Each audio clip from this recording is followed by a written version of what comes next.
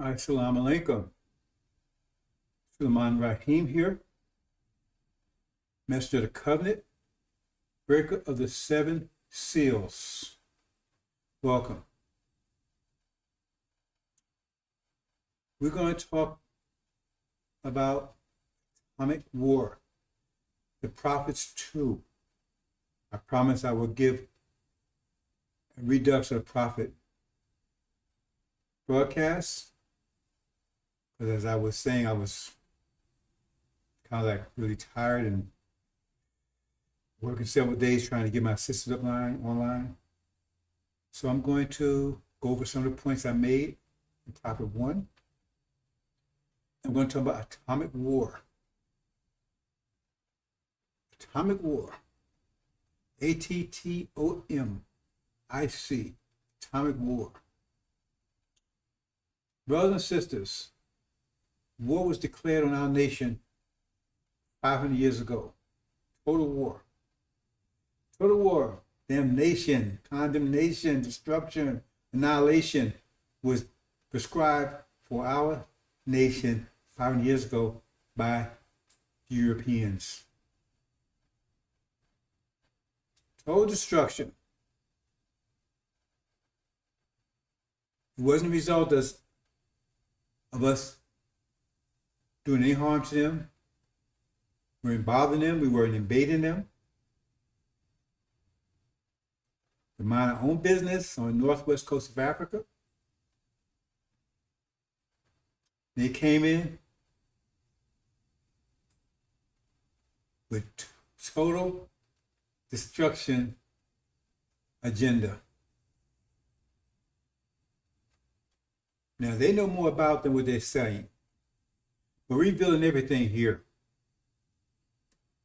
It was betrayed by half-brother Ishmael, the Arabs call the Sunnis, into their arms. And their idea was annihilation, destruction also.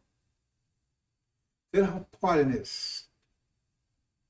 They didn't take part in the process directly that followed the Holocaust, but they had their hands on it.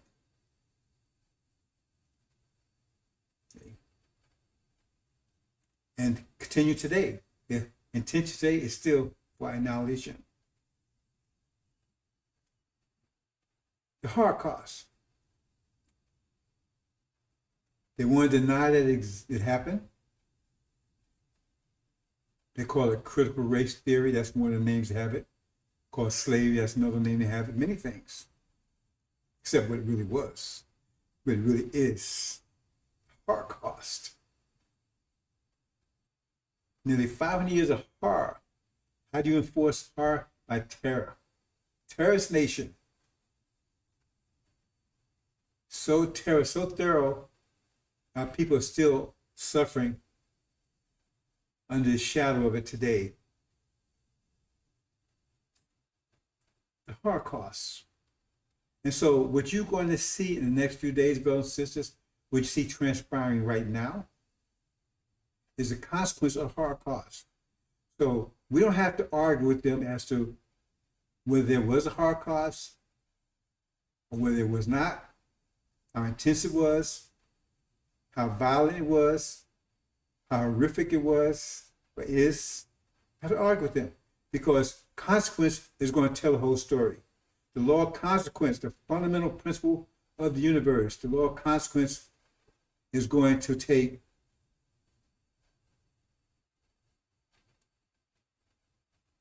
and bear witness to what happened.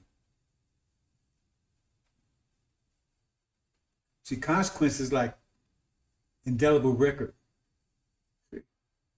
Say, oh, once they arrest our people, they should be arresting our people at all, right? What's your rap sheet? See? Well, consequence is like a verbal rap sheet. Because they show exactly what happened. Exactly. The consequence is what's on one side of the equation, on the other side of the equation, also called justice. are not with that stuff they call justice, real justice. That's what judgment is all about. So it's written down in indelible ink in the very nature construct of the universe. So it cannot be diminished, destroyed, eliminated, retarded, postponed. None of that. When the time comes for the consequence, it cannot be delayed. Now it can be dammed up.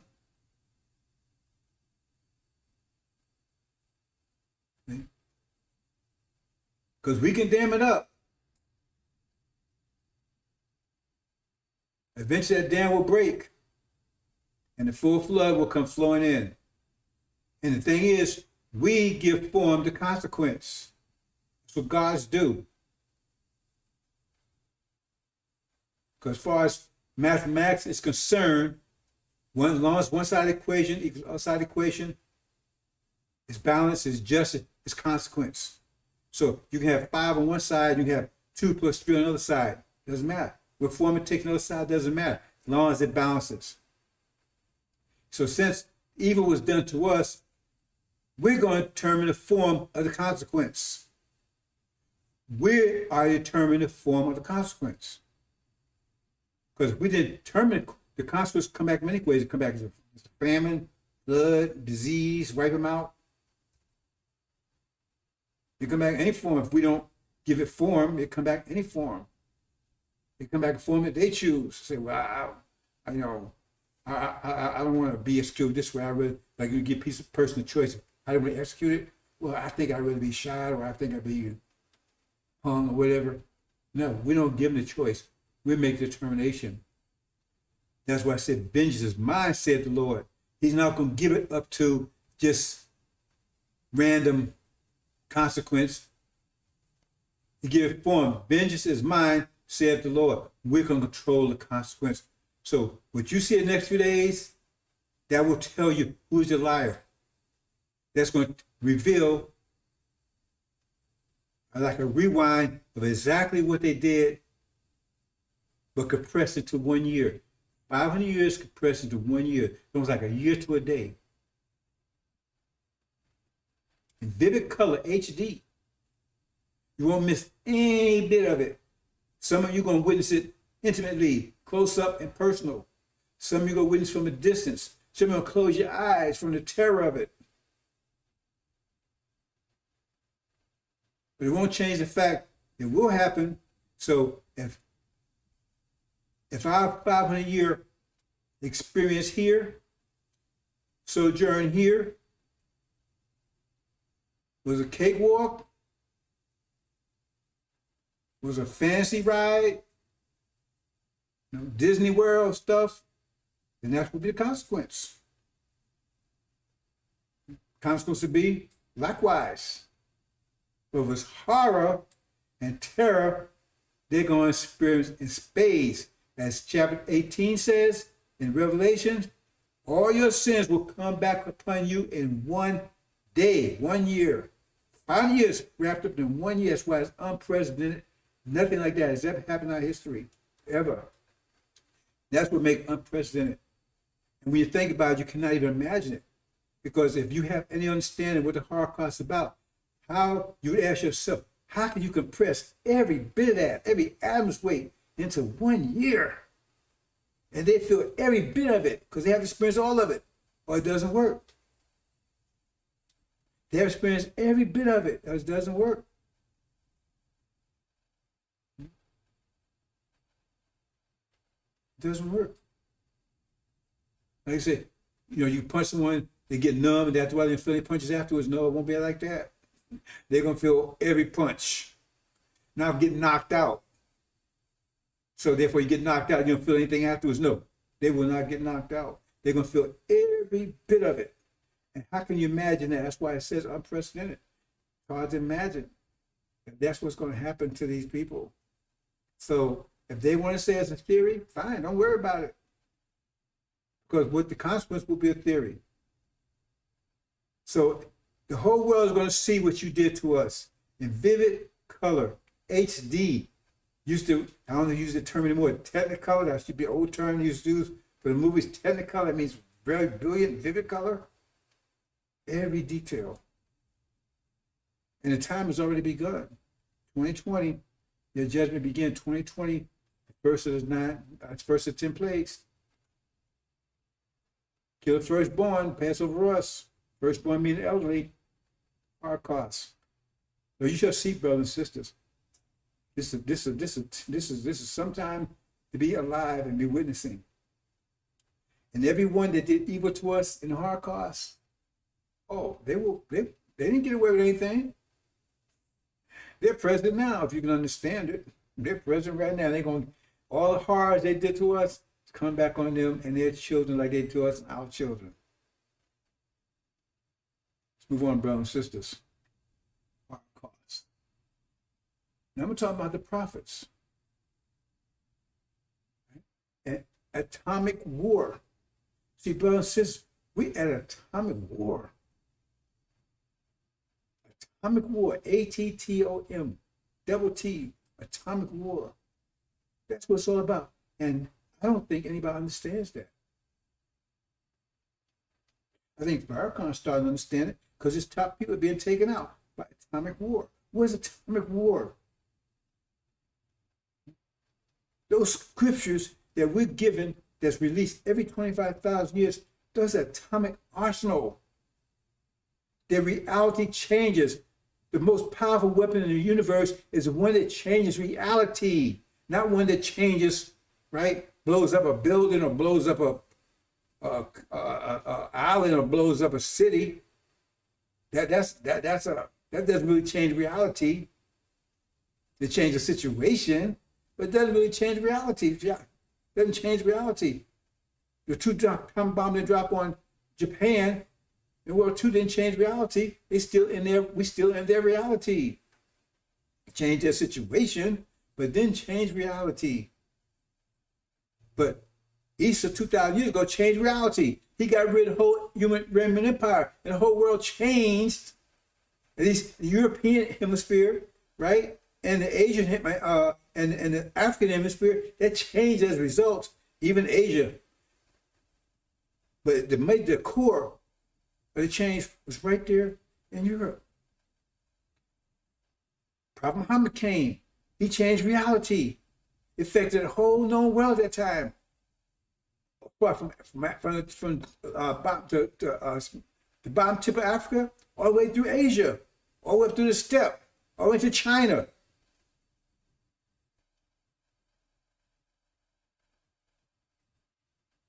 It changed reality. Whole world changed. It was not the same anymore. That did not happen with the two bombs that dropped on Hiroshima and Nagasaki. You have to understand the difference. Oh, well, if they drop enough bombs and blow up the whole surface of the planet, I guess that would change reality. If no one survived it, because if they survived it, what would they do? They'd just reconstruct their reality again. So it didn't really change it, did it? They just reconstruct their reality again. But reality changes, change reality forever. It changes it. You have a new reality. That's what scriptures do. You have to understand the connection between thought and pressure in our reality. Our reality is a pressure reality. You're going to come to understand that soon, but our whole reality is a pressure reality, and thought are pressure. So there's a direct connection between the two. So the greater your thought, that means the greater your pressure is, the more you're going to affect the reality around you if your thought is greater than the reality around you. Because reality is pressure, your thought is pressure, and greater pressure defeats weaker pressure. That's why they only send one person in, one prophet in, with an atomic bomb, and he changes the reality. Because reality comes into is weaker, the pressure is lower than the pressure he brings into it, and so he changes it to conform to the pressure of his mind. That means conform to the way he wants it or she wants it. Because a greater pressure will force out lower pressure and force that pressure to build up until it's equal until the pressure that's causing the change. That means your mind. So when it's equal, that means now it's your reality because it equals the same. The pressure outward, pressure inward is equal. So a thought outward and thought equal is equal. The thought in your inner thought and and the pressure out reality is the same. Because right now we deal in a low pressure reality. This reality is based on pressure, quality pressure, but still pressure. The pressure doesn't change, the quality of it changes, but the pressure itself doesn't change. And the pressure is 10, the quality could be 5 plus 5 or 1 plus 3 plus 6, but it's still 10. That's just the quality of it. But the pressure remains the same. And so if you come in with a pressure of 15 and the pressure is 10, right? That means you're going to dispel that, and your pressure is going to keep building because now your pressure is expanding. If your pressure is greater than the pressure out, your pressure is expanding because it's moving other pressure out of the way. It's moving it out of the way until everything is equal. Outer pressure equal inner pressure. I mean, that's your reality. And we're told that this reality will remain the same. The pressure that was established by the god of the winter 6,000 years ago, Dr. Yakub, until another god came along, greater pressure that would dispel this pressure and bring a new reality. Hope you understand. I'm trying to make this as basic as possible. That's what atomic bombs do. That's why those scripts are atomic bombs. And we're atomic warfare. That's the real warfare. And that warfare started, it was initiated by Master Prophet Muhammad when he came on the scene and he gave Elijah Muhammad his lessons. And those lessons were atomic bombs. There was low-level atomic bombs, but they were atomic bombs. And they started changing reality. Change reality. But not enough. When the pressure changes reality totally, but it did change it, upgraded it. So when America became America's a different place than it was when Master Muhammad changed, Master Farad Muhammad showed up. And Elijah Muhammad's tenure for 40-some years. And then will come the one who would change reality forever, Suleiman, with the angel, because he has a whole arsenal of super atomic bombs. Whole arsenal of super atomic bombs from the angel. Whole arsenal. Because every time he breaks down those verses, we used to call it, when Elijah Muhammad was around, splitting atoms. That's what you say. You used to call what Elijah Muhammad was doing, splitting atoms. That's what he was. That's what atomic bombs is, split atoms. So they didn't really understand what they were saying. I'm not sure where they got that expression from, but it was accurate.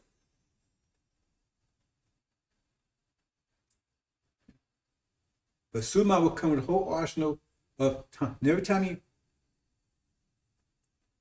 splits one of those verses and reveals it, that puts greater pressure in the world. Now, you may not see it, but that's a higher thought than the world had before. So that's pressure, thought pressure in the world. And if thought pressure is greater than the pressure in the world, it's going to expand, pushing low pressure out of the way until the pressure outside is equal to pressure inside, means a whole new reality. And he's splitting atoms every day. Every day.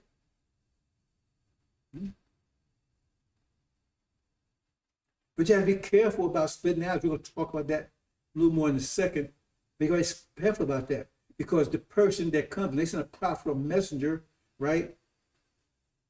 They don't want to be destroyed by the bomb they ignited. because remember, they ignited pressure. But if they ignite that pressure, let me put it another way. It's always given a specific person, and they're the ones that have to ignite it. Why? Because that bomb, they ignite, they'd have a certain pressure. Their thoughts had to be at a certain level to ignite it. It has to be equal to the pressure that they're igniting. Otherwise, the pressure will destroy them also. Because if they ignite a pressure that's greater than their thought pressure, then it will crush them also. So they have to be equal. That's why that's why each person, only a certain individual gets that scripture.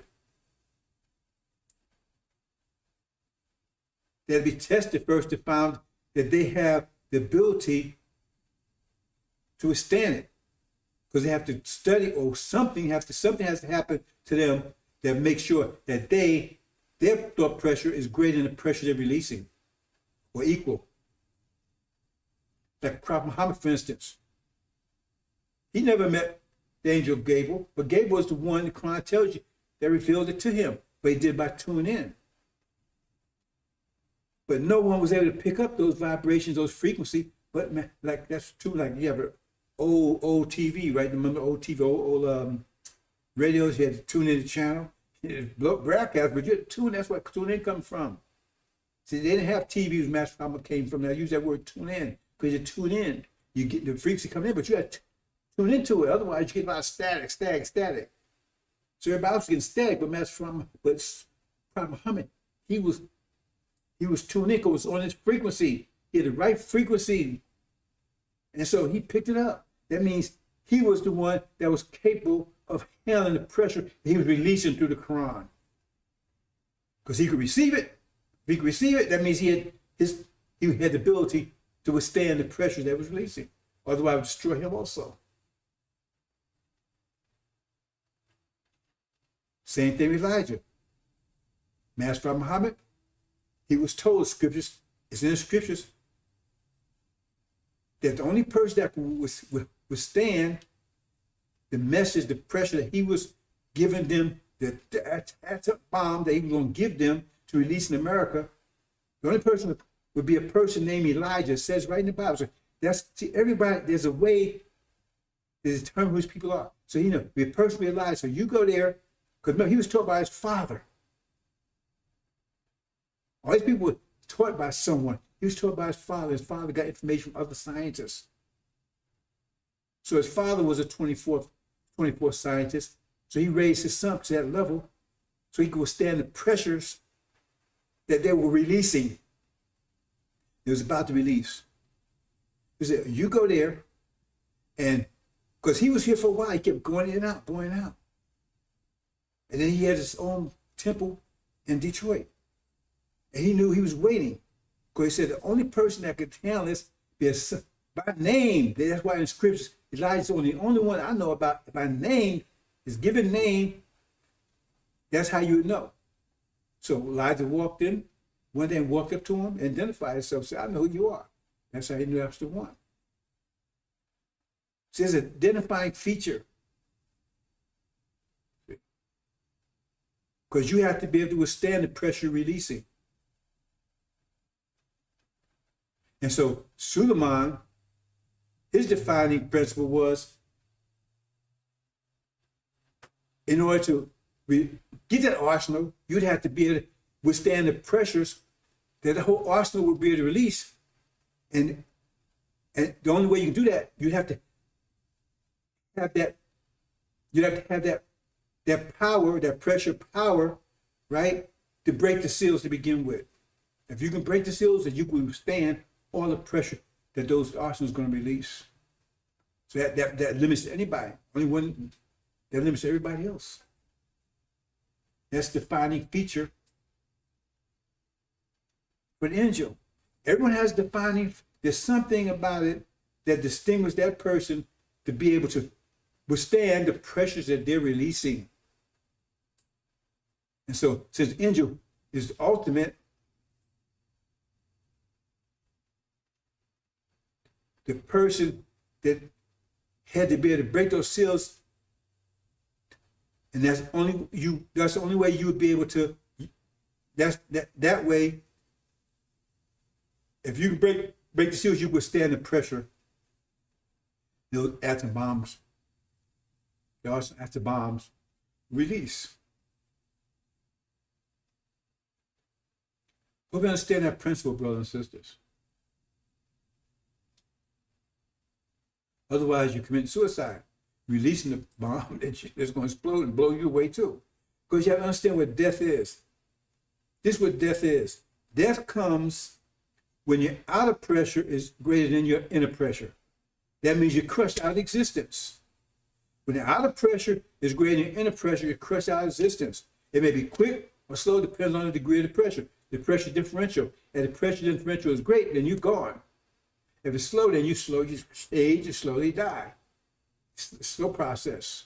That's why in the hereafter, you live as long as you want to, because your pressure will always be greater than the pressure outside. You live as long as you wish. And all you do is take and upgrade yourself. You go sleep, upgrade yourself,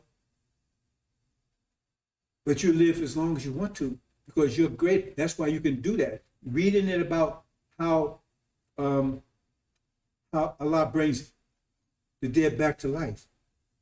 Take 4 birds. I'm not going into details there, but your pressure remains greater. So that means you keep renewing yourself, keep upgrading yourself. But eventually, the outer pressure becomes greater than your pressure over time, because it says in the end, as the universe contracts, the pressure becomes greater and greater and greater, and says at the end, only one person will survive all the way to the end, to reignite the universe again. Remember, the Quran says universe will open and close, and we expand. It said Earth was one, and we expand. That means somebody has to ignite it. That's that first being that all life came from. He had to ignite the universe, called it expand again. And now it's contracting again. But most don't have to worry about that, because some of you, that'll be trillions of years from now. Understand that. So by releasing these atom bombs, you're destroying all those people whose minds are lower than the pressure than you're releasing. You see, Farrakhan's top people are being crushed out of existence. He don't understand it. He gonna understand in a minute. Because we at atomic war, they don't understand that. They can talk all that philosophy and everything they want to. Atomic war. And that gets to what we're talking about in the prophets here. Now I said all these prophets, they had identifying feet, something. Something identified them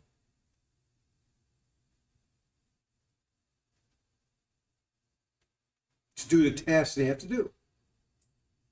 Because their changed realities, they bring a greater pressure in. Their thought pressure has to be greater than the reality in to change it. So the prophets that you know about, hear about Abraham, but Abraham is special. He's more than what you think he is. Because all nations, he's the father of all these nations. That means we all see the Abraham. That's complicated. But all the seed of Abraham didn't get to only one of his specialized line that ended up in Jacob. That's the one that actually got the blessing, inherit the kingdom. But the other prophets that you are aware of, I mean, they talk about Jeremiah, Ezekiel, all those. I'm not talking about those.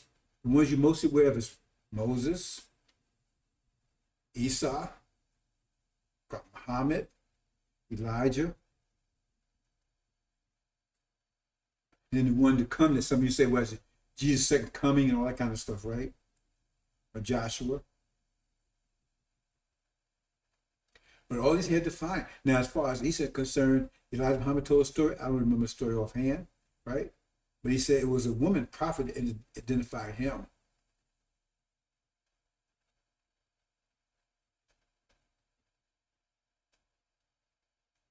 And Moses, right? Moses, they said God was, see, as far as the scripture said, God was there in the burning bush. He's been there. And the only one that noticed him was Moses. So anybody who walked past him, didn't notice what, didn't pay attention. You see what I'm saying? Had to be an identifying feature. Something special that made them stand out.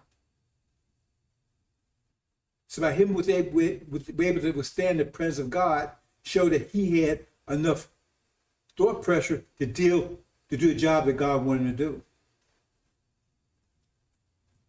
Because there's no man seen the face of God live, he lived. According to scripture.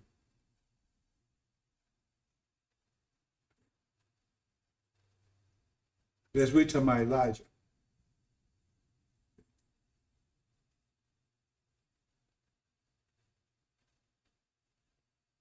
So I don't want to make it too complicated here.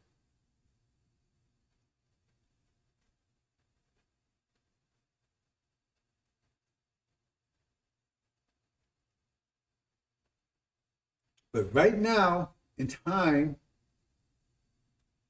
let me back up here. First, because no one, see, all the prophets and messengers, someone came and gave them something, someone like Gabriel, well,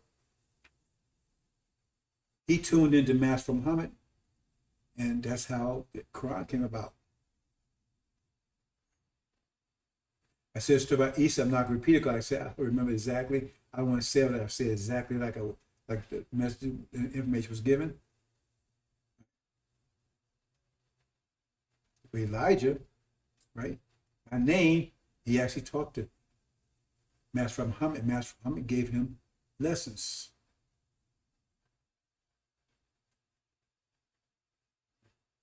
So we know about those two. So Prophet Muhammad, Elijah.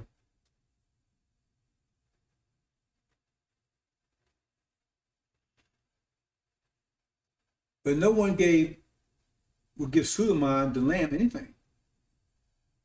So he'd be baptized by John, but that was for the history. Our history. That's something you can't really, history is, I'll leave it there.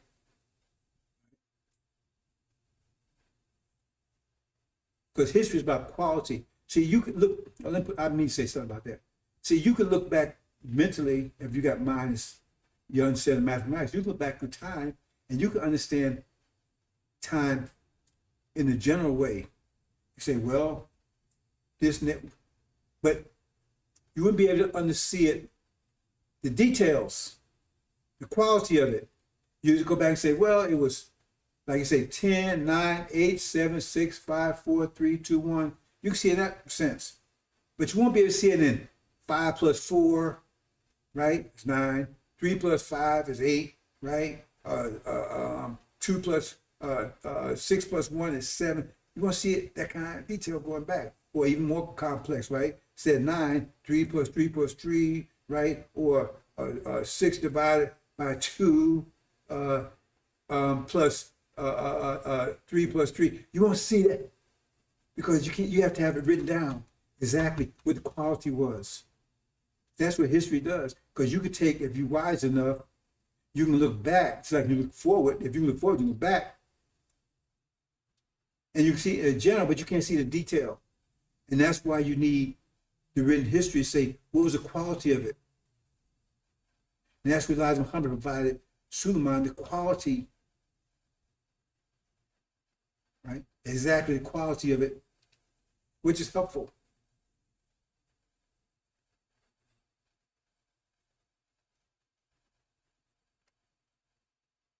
So,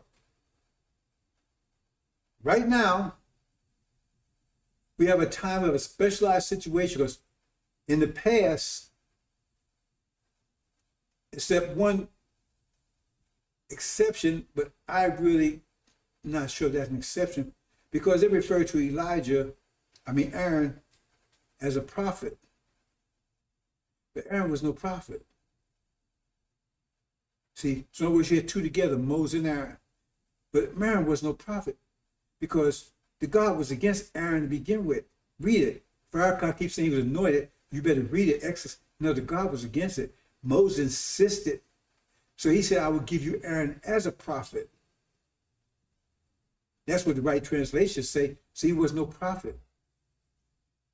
But Moses was a prophet. But that's scripture. That's where it's scripturally. But we know in the reality of the situation, you deal with the quality of it, Elijah was no prophet. He said he didn't want to be known as a prophet. He resented being even called a prophet. I was there, so I'm not talking secondhand. That's why I went there, because I wanted to know firsthand exactly what was going on. See.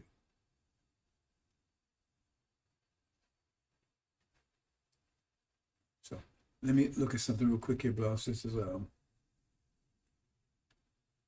I'll make sure that, let's see here.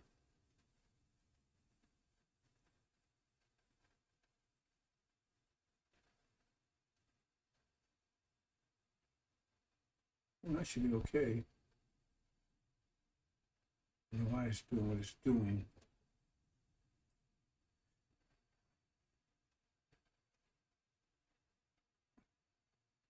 So let's see what that matters. Anything here? Notice I'm gonna have a little technical error here. Make sure I get this correct. Bear with me for a second.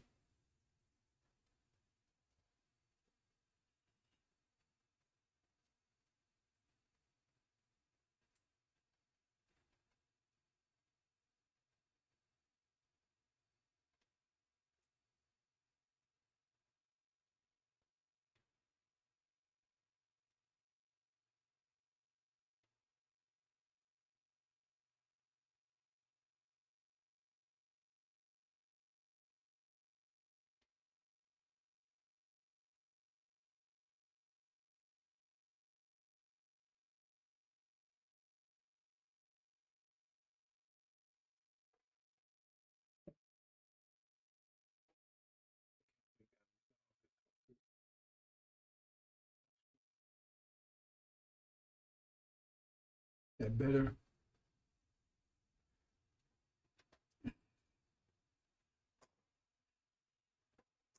We got a whole new system here, bro. Since I'm trying to work out the bugs. Took down my last system. So hopefully, I'll take a little better. Anyway.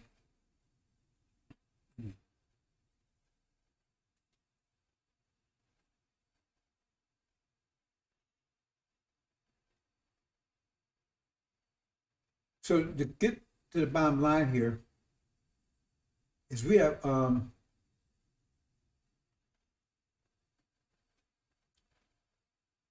a situation now where I don't know of any situation actually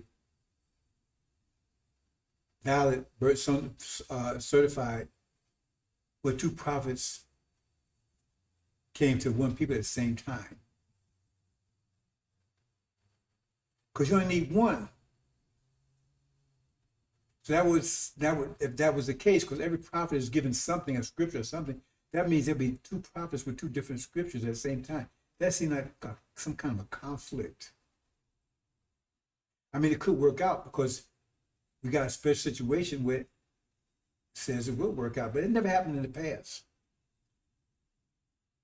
So we got two prophets. See, if you read Daniel, there'd be 5 major figures. There'd be Darius, who is Master from Muhammad. Darius, he's the one who takes down Babylon. You got Daniel, son of man. And you got his 3 companions. Some refer to him as Meshach, and Abednego. That's 5 people there. All those 5 people were the ones that was up against Babylon. Even though they don't say much about what Meshach, Meshach, and Abednego did, but he was with Daniel. They was with Daniel. They was with Daniel. But it doesn't really talk about what they did, except during tribulation, it says those who know who their God is will do exploits. And those three prophets, or those three, and they're all prophets, right? They'll be all Levites. And we know the Levites are going through tribulation. It says those who know their God through tribulation will do exploits. That means they do fantastic things. Because they've been taught, and if they apply what they've been taught, they will. But see, they have to go through tribulation to prove, like, when you put something in the furnace, you have to prove it. In other words, that's testing to see if it can withstand that furnace. It get purified.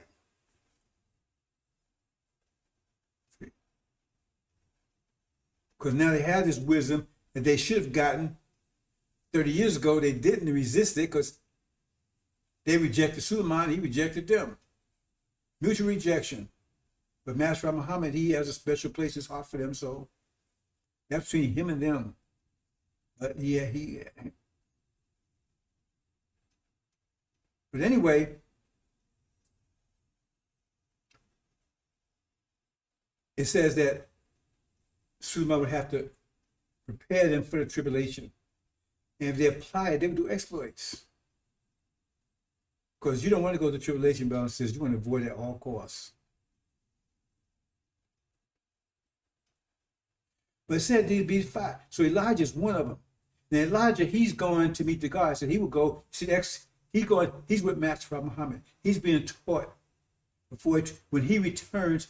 When does he return? He returned when the war starts. Because it says he and Joshua went into the camp. That's when Moses returned. Because God told him his people was working the golden calf. They turned away from which they have, claiming they teaching Elijah's teacher with their lying. That when Moses returned with Joshua, son of man, entering the camp, a sign of war, but not a sign of victory or defeat. And they're rejoicing. And that's when they enter the camp and they take down the demons. And everything's turned over to Joshua. That's story, and that's what's going to happen. Elijah's going to return. When that war starts, Elijah will return. I've never talked about this before, but Elijah will return. He'll be with Joshua when he takes down the demons.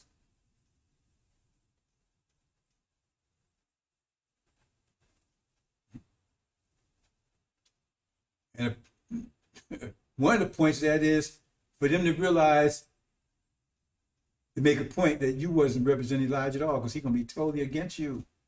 Now he's not only going to be against you, he's going to be totally against your families, everything. He's going to wipe them all out.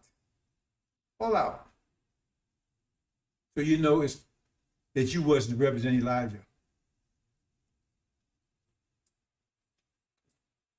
That's what's going to happen. But you got these three prophets.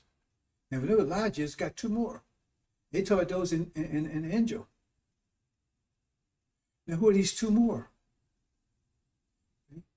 Well, they have a defining feature also. They're a defining feature also.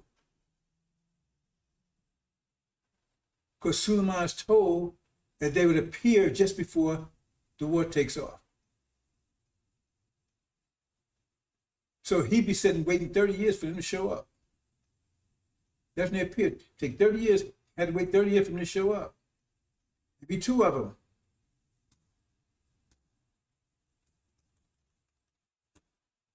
Isa and Ahmed. Ahmed is just another name for Muhammad. They would show up. A pair. That's what it says. And he would teach them.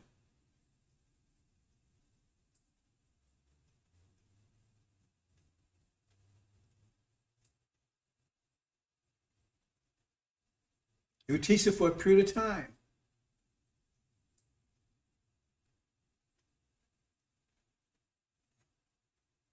From the time they show up until,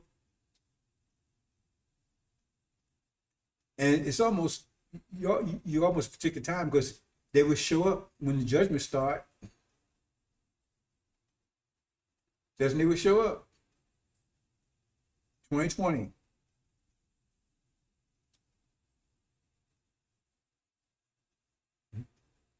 He would teach them all the way up to just before the war starts, because they have a mission. Now, I didn't ask for any help, but scientists made a special arsenal for them, special arsenal of weapons for them, do specific tasks.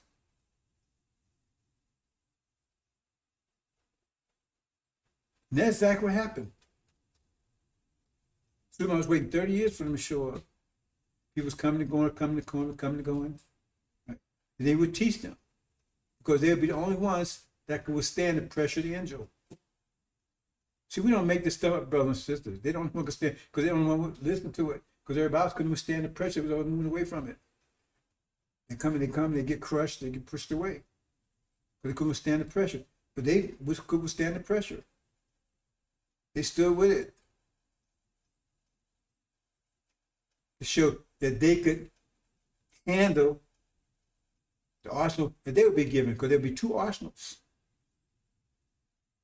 Let's go and let's make this. So I'll make this clear, because I'm not going to talk about this anymore after today. So I'm doing redux because I wasn't really up to it the other day, but I had to talk about it. It's been, like I said, it's been 2 days just trying to restructure my system. I would get very little sleep, but I didn't give it all the detail I wanted to give it. So I'm going to try to do that today. Okay. The prophets, atomic war.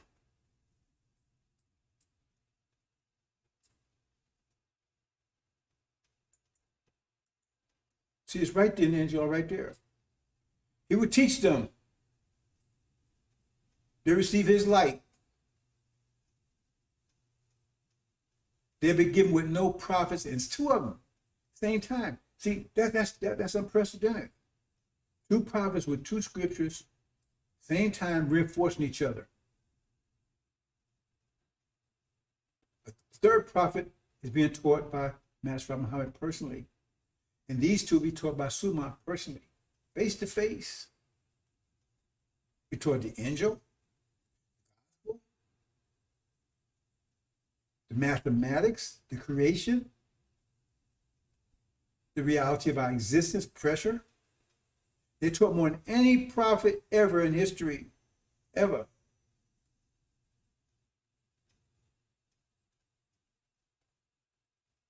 And they proved that they could withstand the pressure because they withstood under the angel for that over 2 years and that teaching. And believe me, I shook the tree many times.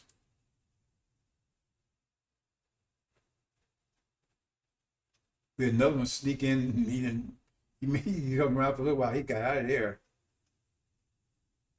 Couldn't withstand the pressure. So that's what I said, it would teach them. For Suleiman, we teach them.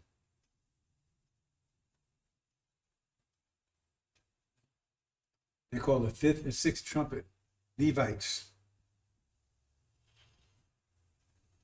They begin with no other prophecy ever was given. Whole arsenal, they're given both a whole arsenal. One's given the seven thunders and one's given the seven churches.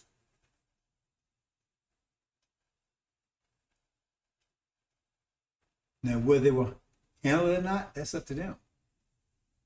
But my teaching's over. Class is out. I closed the class down a couple of days ago. Class is out. I don't think they understood what I was doing. I don't think they understood any of this. It was right in front of their face, and this is a lesson for them. But you got to study. It was right there. If you looked at it, you could have saw it right there. What I was doing. I was teaching them face to face. I told them things I never told anyone else.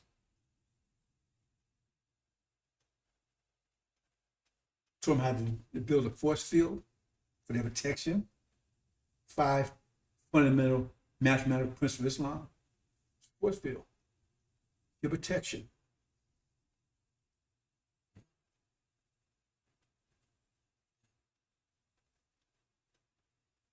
What their weapon is atomic bombs.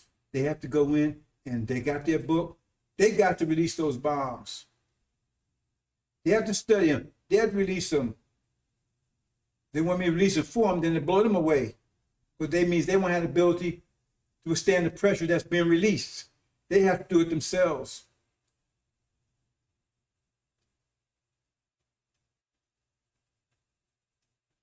They've been taught like any no other prophets in history.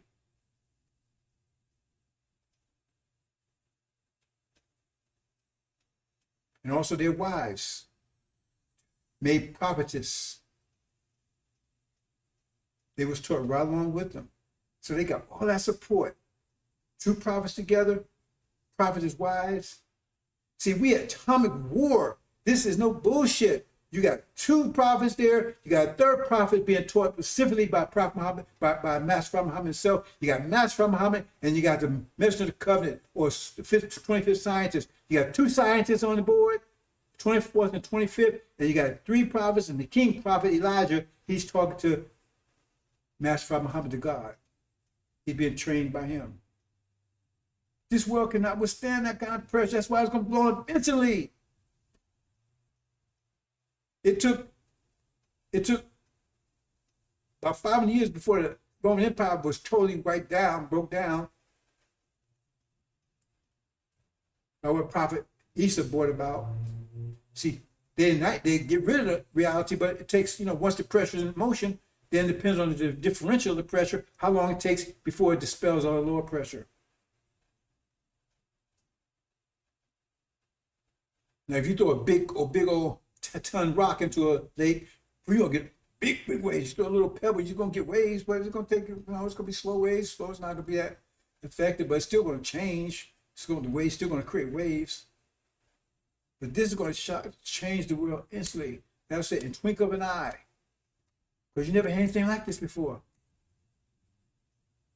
2 scientists on the scene, the 2 top scientists, and 3 of the top prophets on the scene all at the same time, reinforcing each other.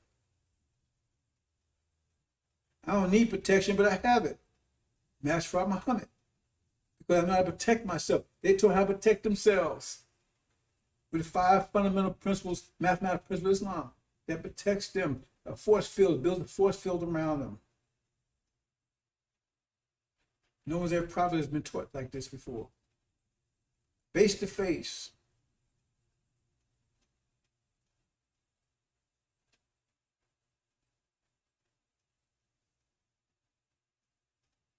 And now you see the world is crumbling. It's crumbling from the pressure that we're generating. Now they have a particular specific job to do. We're going to talk about that in a minute. Now, whether they do it or not, it's up to them.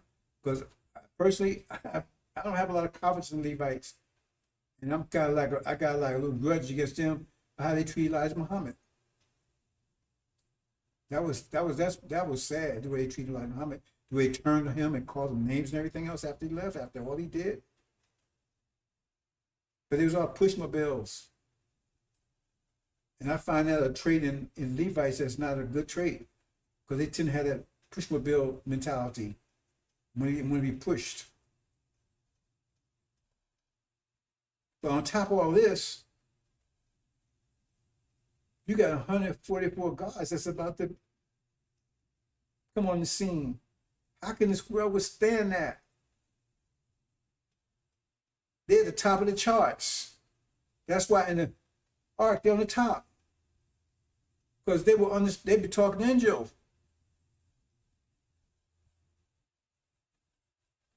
Exploding bombs all over the place, 141,000.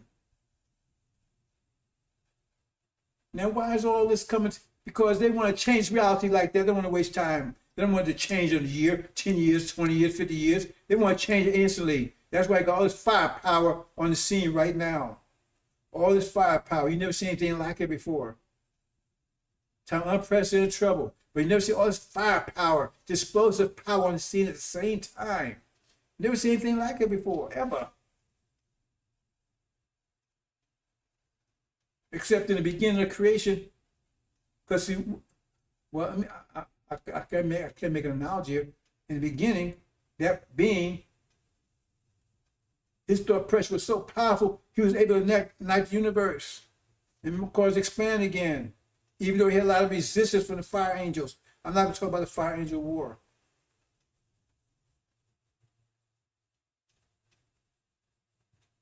So what we're doing right now is we're starting off the new reality that's going to last forever.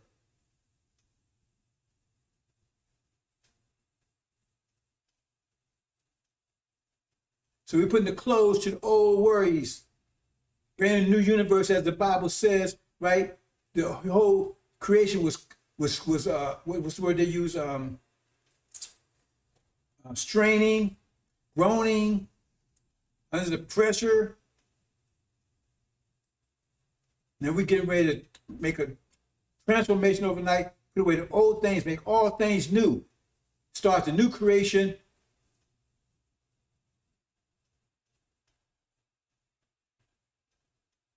Because you got two phases of creation, the expansion and the contraction. We're closing the door on the expansion, we initiate the contraction, which means energy gets greater and greater and greater and greater. We just get better and better and better, better and better. The old universe went to decay. It says called entropy. It means what's to decay? It means we got weaker and weaker and weaker and weaker and weaker because energy kept moving further and further out to make everything created. We're taking energy from ourselves. Became weaker and weaker and weaker and weaker and weaker until we end up in energy deprivation, into slavery, damn near dead.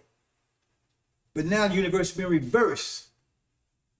They don't even have a word for this. Entropy means is expanding. That means it's decaying. But they don't have a word. This science, you go look at it. They don't have a word. They don't have a synonym, antonym for that. That means the word that means the opposite. They don't have a word for it because they don't understand it. See? Because the whole universe now is returning in strength. It gets better and better. All the energy return. So whatever way it stays, we always get better and better and better. So we leave out here into paradise, and the paradise is, how can you imagine that paradise will keep getting better? For trillions of years, just keep getting and better and better. That's what we're bringing in. We're closing the door in soul creation. I make all things new. The former things be no more remembered. That's where I have all this firepower. Now, Master Muhammad, he was given his mission by his father, told by his father.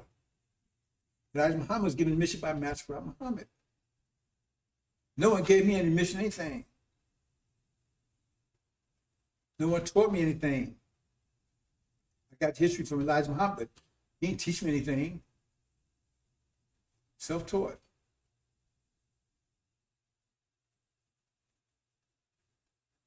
And I got the most explosive arsenal, that's the angel. But you got two prophets, they got two explosive arsenal. Now what they do with it, like Master Muhammad, when Master Prophet Muhammad got it, he got that explosive arsenal, he got the Quran, but if he just said didn't do anything with it, then it was just, I mean, you get a bomb, but you got to explode it. You got a firecracker, you got to ignite it. It's just, you'll just sit there. So we'll see. We'll see what these two prophets do. It's Isa and Ahmad. I'll make this very clear, because I don't think last time I speak on this subject, I think I didn't give it justice.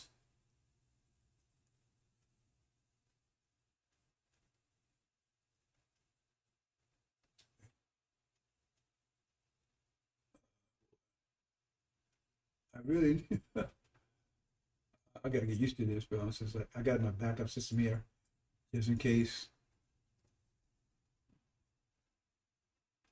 That's the arc there.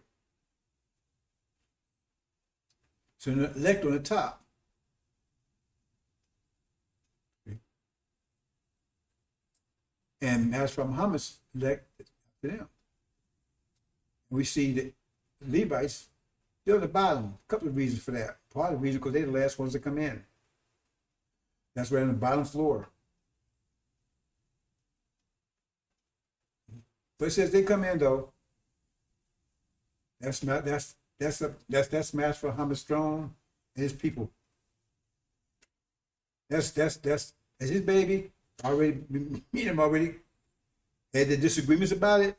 That's what he wants to do. I'm with him 100%.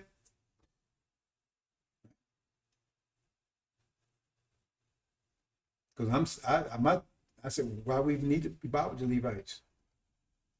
Just the history they have, but that's Pastor Muhammad. That's his baby. That's what he wants. I'm with him 100%. But I'm still got a bad taste in my mouth about how they did Elijah Muhammad. Oh, I got a real bad taste in my mouth about that. Because Elijah Muhammad was like a father to me. I love the man.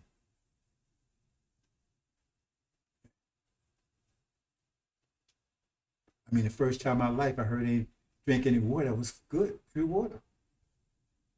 I was a studying person. I was always studying. I didn't know anything. I didn't know about Islam. I didn't know about Muhammad. I didn't know about Quran. I didn't know about any of that stuff. Right? I lived right around, literally a block away from Temple 25 in Newark. But I was only one time because my father took me there for he was converting. I didn't know. He passed when I was 14 years old. But I didn't know what he was doing.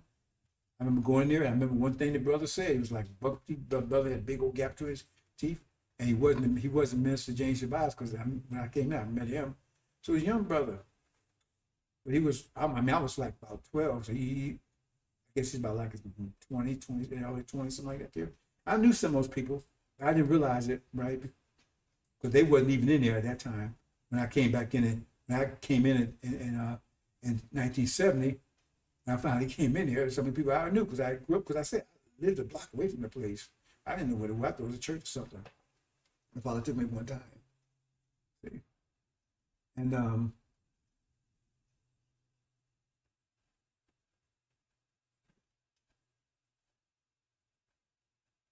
I came, I said, I didn't know anything. I told the story, I went looking for Elijah. I found him and so forth, so on. I didn't have no parents. I didn't have anybody. I find Elijah. I went to where he was, and he was like a father to me because I was a Bible reader, and what I saw in the Bible is not what I was hearing preachers and them saying. And let me say this now and move on. When I went looking for Elijah, 1970, August 1970. I got my ex night, August 21st, 1970. I was 21 years old, right? I still didn't know. This is a long story. I went looking for Elijah. If I go into say, I have to go too far into it. Bottom line is that when I finally got in there, those you may have heard the story before, when I finally got in there, hell, I'm even getting in there for a meeting. When the first things came out of the brother's mouth was, God's a man. Boy, it was like, ooh, oceans right through me. I felt like I was elated because I always believed that, and I never heard it. Nobody ever thought I was crazy. I said, I know I'm in the right place. But I still didn't realize Elijah was the one who was controlling it because I was looking for Elijah, but I ran to these people first on the way. The bottom line is, this brother I grew up with told me, he said, man, you keep talking about this, you sound like Muslims. So what are these Muslims? Because all the time in the army, they asked me, was I Muslim? I didn't know what a Muslim was, right? But I was always fighting white boys, and they thought that was, no. So I said, well, they don't like them. Now, maybe I am. I don't know, Anyway, so he told me, man, you need to go down there and talk to people down there. So I said, where? They told me. I said, oh, man, I used to live around the corner from that place. That's how I ended up in there. Look for Elijah. I didn't find out that Elijah, until I got my ex, and I realized Elijah was the one controlling this whole thing. I said, really? It was like a second blast. Bam!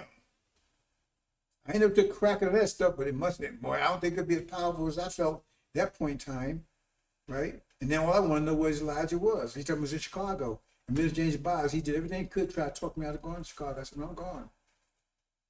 And that's where I went. September, I was there. Stayed there until he departed in 1975. Actually, I stayed to 83, but But I didn't know anything. And then with Elijah Muhammad, being him, I mean, I was fixated because everything he's saying, I said, it was like, boom, like being supercharged, supercharged, supercharged, supercharged. Because I wasn't hearing anything. I mean, it was nothing but garbage. Because I knew none of that stuff made sense they was talking about. And I was into science. I was already, I was already into science. I knew a lot about physics and stuff like that. I was already into that already. And nothing they said made any sense to me. And so we used to everything he said made sense to me. And I got those lessons. That was even more powerful. And then he leaves, and then they turn him like they did. Oh man, woo! I ain't forgetting that, and I ain't forgiving it. So they under mass promise protection. So I'll leave that where that is, right? But here you got, see,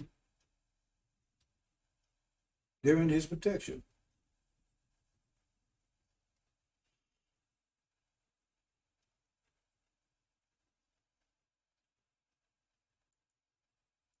But see here, this is one construct. See, Ahmed, he's supposed to release the four winds. That's his mission. Now I'm not gonna tell him how to do what he has to do. Nobody's told me what I do. Nobody's told me to pick up an angel. I didn't know what an angel was. I never heard of an angel before I got into the Revelations. I know I was aware of Revelation, but I was never into it. I mean, one time I read Revelations, I was reading the Bible, I was starting start to finish, and I had never got that far. I got as far as Malachi when I went to look for Elijah. So I never got near Revelations. But I remember when I was about 6 years old, I remember reading Revelations. I used to live in Newark and Waverly Avenue, and I remember reading it, and I remember crying all about it. I looked at it as it was strange, and I felt something about it, but I don't think I was crying, but I was upset at something, and I never looked at it again. Dragons and all that kind of stuff. What's this?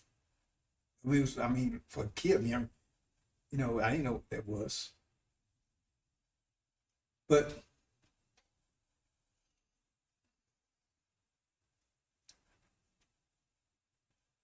they have two books. One has the seven thunders, and you see it right here. But he probably released the four winds. But when he does, but when he comes online, to the seven thunders. See? But Isa, he goes before him. Isa goes before him because he has something to do with the defeat of false Israel. I'm not going to go into that detail. That's him to figure it out. He got something to do with that. See, something he says or whatever. I'm not getting to their territory. See, I was in their territory before. Now they have it. That's their territory. I'm focused on mine. I have a backup plan in case they fail. But that's their territory. They got a whole arsenal. And if they use their arsenal, they're deadly. They're deadly. See? Because it's atomic war, and they got a whole arsenal of atomic weapons. They got Isa, he's got the seven churches. He reveals that. That blows away. It talks about whose false Israel is, reveals that. Those who say Jews are not. He's got a powerful arsenal there. See? But it says when he does this thing right, that's when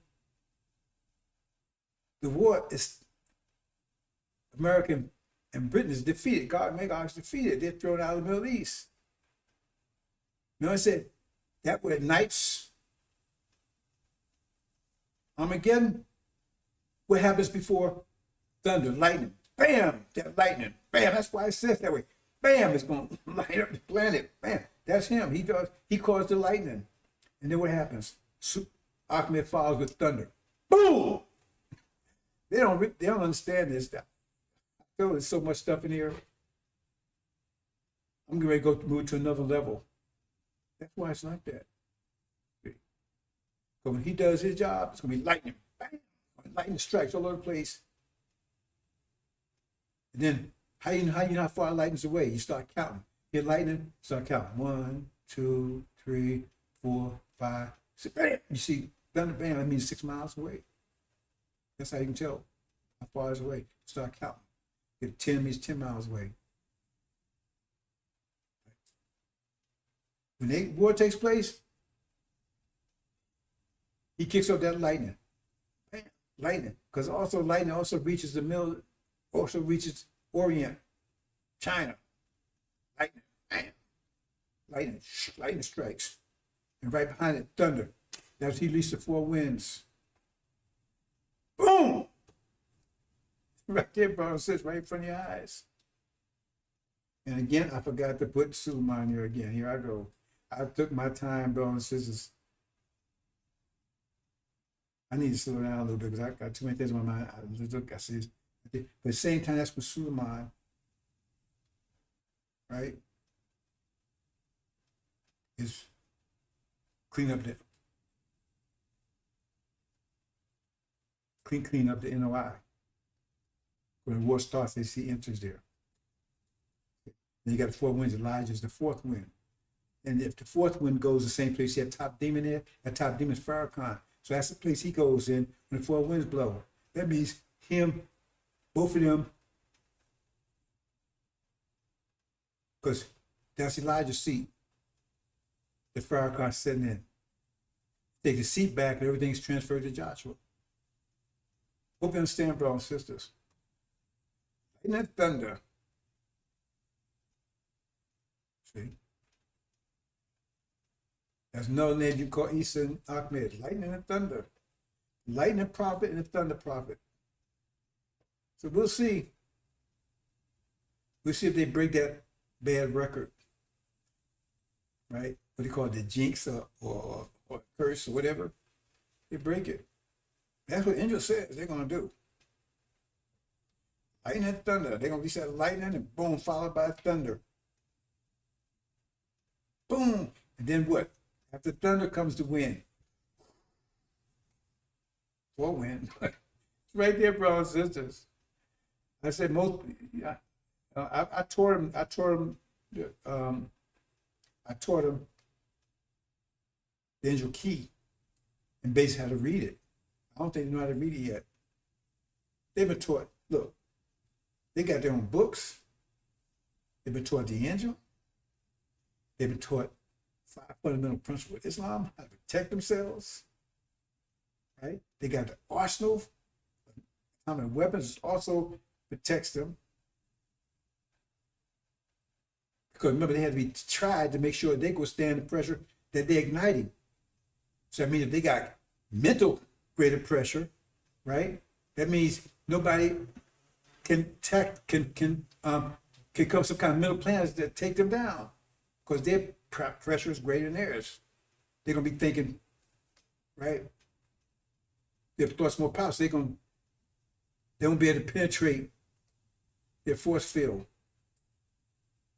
They won't come to any kind of wisdom that can take them down, because their wisdom is more powerful, pressure is greater. The prophets. So you got all this firepower coming down. I wouldn't want that kind of firepower come down on me. That's what's coming down on Gog and Magog. Fierce. But Gog and Magog, they're going to make their last stand over here. They're not going down easy. They make their last stand over here. This hemisphere. I'm going to call the whole hemisphere to burn up. Because this hemisphere is a hemisphere of demons and devils. They've been taught everything. They're taught how to identify.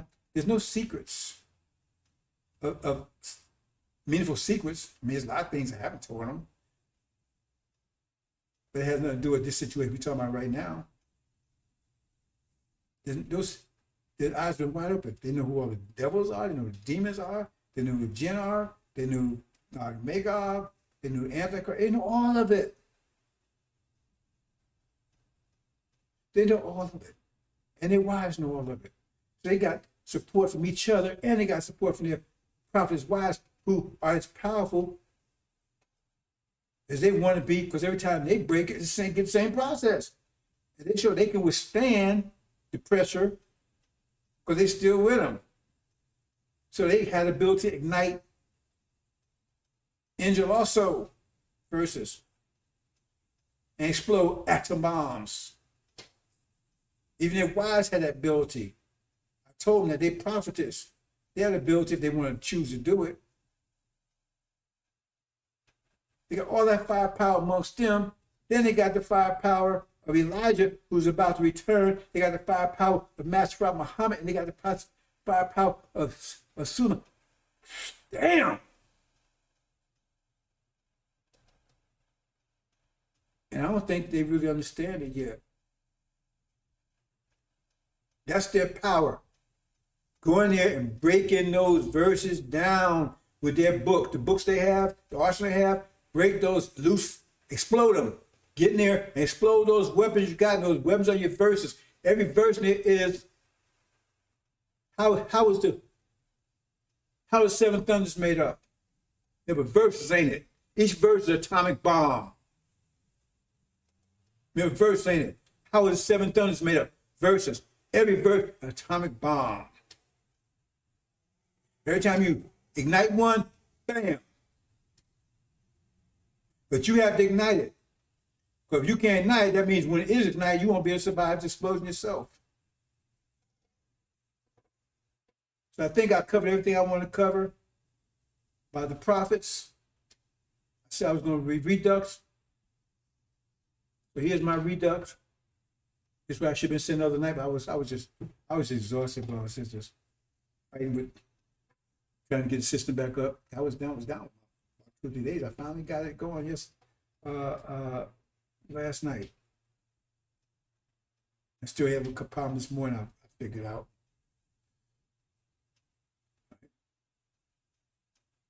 Now, Turn got to get rid of old computer. They took it out altogether. It was one of the oldest, newest one I had. I think I had about 3 months. Took it out. I got another one on the way, and they're going to, but time is out. Probably never get here by the time this war starts. But they've been taught everything. Set up, show them how to give them a platform. They can explode those nuclear. I mean, I taught them everything they need to know. For over 2 years teaching them, it says from 2020. It's right there, brothers and sisters. Up until now, what I told us about I gave the warning last month. America, God made law, it's too late now. I told you had to do it immediately. You didn't do it in August, too late now. Should have started doing it then. Should have made that proclamation, but you didn't. I told you to do it immediately. You bought yourself some more time. So now it's doomsday. And when these two prophets unleash, because it said, Isa, he's going to be connected to war. Somehow, I'm not going to go into that, tell how. That's for him to talk about. He studied it. It's up to him to make sure what he says is accurate and right. Because there's still a law of consequence applies to him. He says it wrong, he's going to get the consequence of that, of saying it wrong. That's why I tell him, make sure you got it right. Don't mess with it. Don't play with it. Because if you say it wrong, then you're going to receive the consequence of saying it wrong and getting it wrong, which could be fatal. Depends on how wrong you got it. Or taking credit for something you should be taking credit for, or whatever. Law of consequence. That's the first fundamental principle of Islam. Mathematical principle, consequence. You tell them that. That's why I tell people, Suleiman is fine. Master Suleiman, master of the covenant, break of 7 seals, you don't need to take any further than that. I know who I am. I'm not here to be worshipped. If I want to be worshipped, I've been doing something totally different. I'm here to get rich because I'm not asked for a penny. I'm not asked to be worshipped. But we need to show respect. We show Master Muhammad respect. Call him, we call him Master Muhammad. Why? Because he's mastered the technology. We see it. Because Suleiman mastered, because he's mastered the angel. And look how powerful it is. And the world's changing. So look at 1990, how the world's changed since 1990. And it's changing rapidly. Every time you split one of those atoms, ignite one of those atomic bombs, it causes all kinds of havoc. The whole world's instead of the whole world being confusion, it should be left whole world because it'd be in derision, be confused, going around making mistakes, doing stuff that don't make any sense. Because the pressure is crushing their minds getting out of it. So they're confused. Like I said, Farrakhan's top people being knocked off like flies. Why? Because he's being confused. He's being crushed. Hope you understand, brothers and sisters. The prophets, atomic warfare. That's what the word is. Not guns and rifles and their little nuclear war, nuclear weapons. Master Muhammad's, no, well, he actually didn't. I mean, I'm going to say something that's incorrect.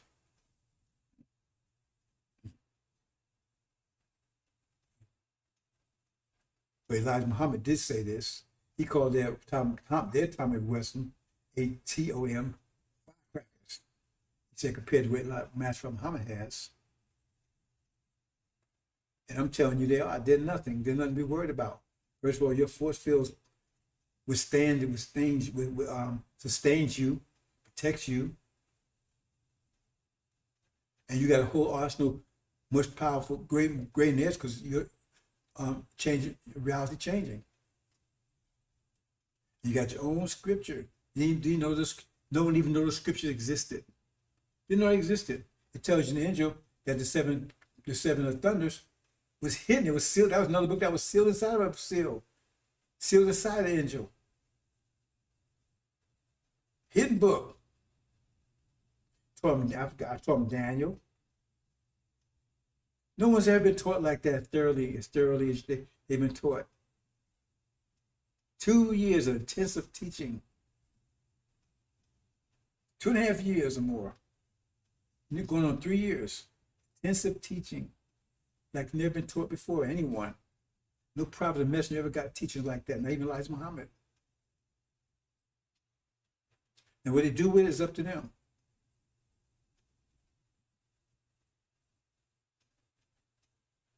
But I have to move on. Right? School's out. I took time and gave them. I didn't really want to. That's what Master Muhammad wants. So I hope it get. There's a benefit, added value to doing that. I'm told it is. So we'll see. We'll save some of our people. We'll see, because that's what the Four Winds is all about: saving our people, protecting them, giving them an umbrella. Because those four winds blow. First, you got that lightning, you got thunder, then the winds would bring a hailstorm on America and Britain. Hailstorm. As our people are rising, give them cover fire. So that's what ATTOMIC is going to do. At least those four winds. If he does, he probably doesn't have a clue how to do that. Well, that's why I got to study. I had no clue what I'm going to do. Hey, this. When I ran to the angel, where do you think I got this information from, what I'm doing? From the angel, study it. I had no clue I was ever going to be doing what I'm doing now. I got stumbled across the angel. Even when I got into it, I thought it was just a puzzle, because I'm a genius at solving puzzles. And now I'm in it. And so now I see what has to be done, what can be done, and knowledge and wisdom's in there, and the rest of scripture. I figure it out. No one told me. No one told me that these two prophets were going to come on the scene in 30 years. I've been waiting for them and what to do when they got here, and that had the books ready for them. I didn't know there was any books initially. And study and figure it out. And then once I start building my arsenal, then I start releasing it, igniting those atomic bombs. So they'll figure it out if they can. They have the ability to figure it out. Because like I said, these scriptures, it is designed, right, to be in sync with the matrix of your mind. So they study it, they should understand it because it's designed, the way it was designed, to conform to the matrix of their mind. That the angel that's why nobody could figure it out but myself, because it conformed to the matrix of my mind. It's like the Quran was designed to the matrix of Prophet Muhammad's mind, is why nobody else could pick it up, tune in on it but him, pick it up with him.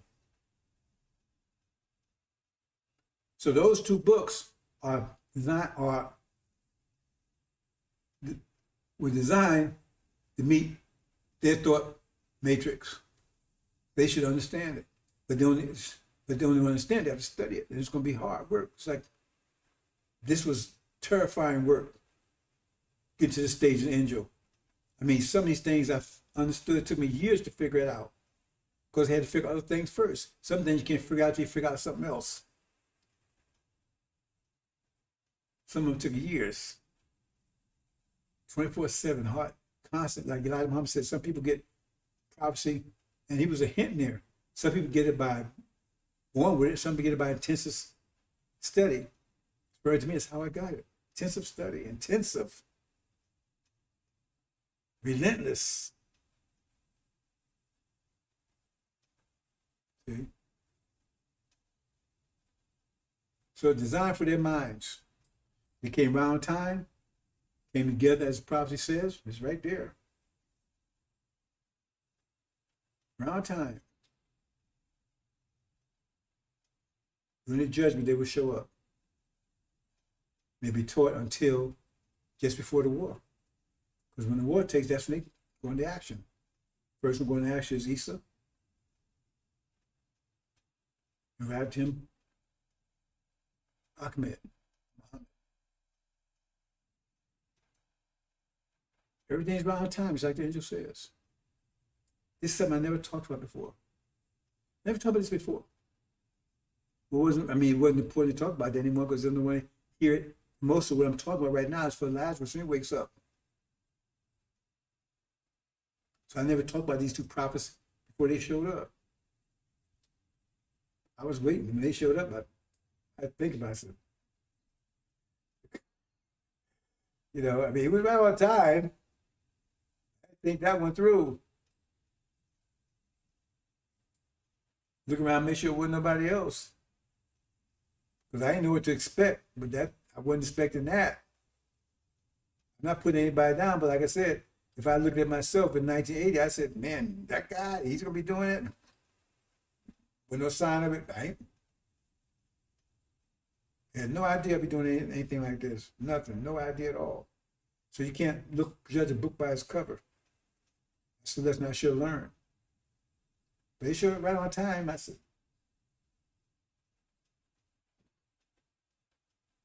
but they made dramatic changes since then. So they have a job to do. See if they do it. The prophets, no one's been ever taught like these two been taught. Face to face. What's left out? Still, I never taught anybody else before in my life. And it's all out there. They got all the information out there to study anytime they want to. I'm not getting rid of my archives. But like I said, class over. I'm moving on. I got a job to do. I got things to take care of. They got things to do, things to take care of. Not holding anybody's hand anymore.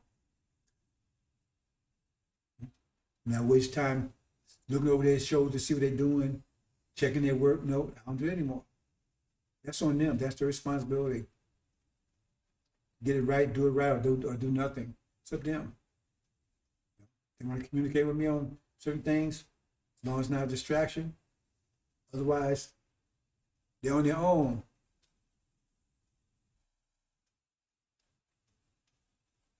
Like Master Muhammad's on his own.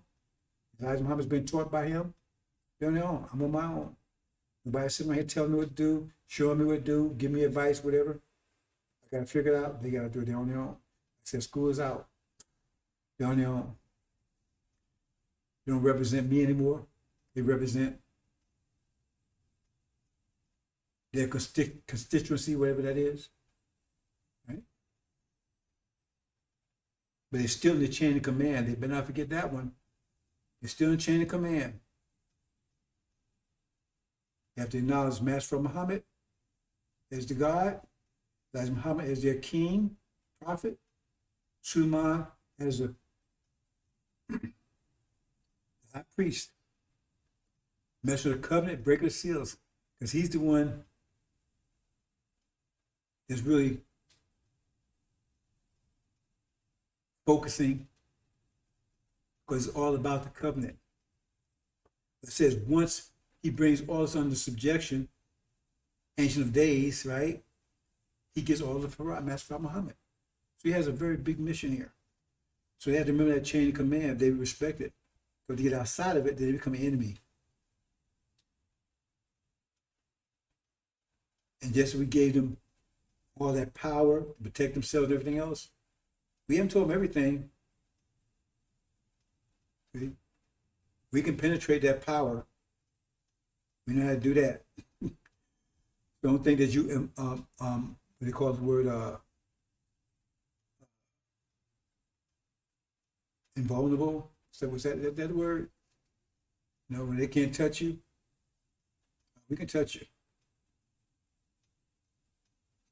Hope you understand, brothers. Says we're gonna leave it there. Leave it there. I think that's it. Hold on, brothers. Let me check. What's going on here? I still have a problem with the system, brothers. Is this?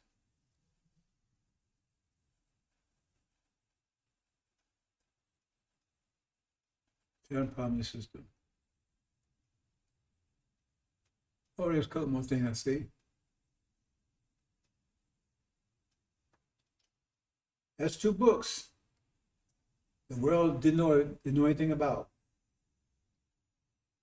7 Thunders, 7 Churches.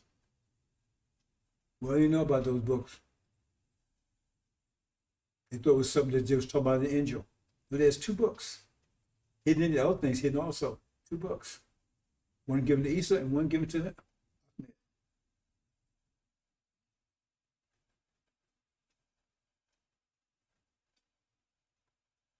2 books. Your own books. Atom bombs. Atomic bombs. That's it, brothers and sisters. I'm gonna leave it there. Assalamu alaikum.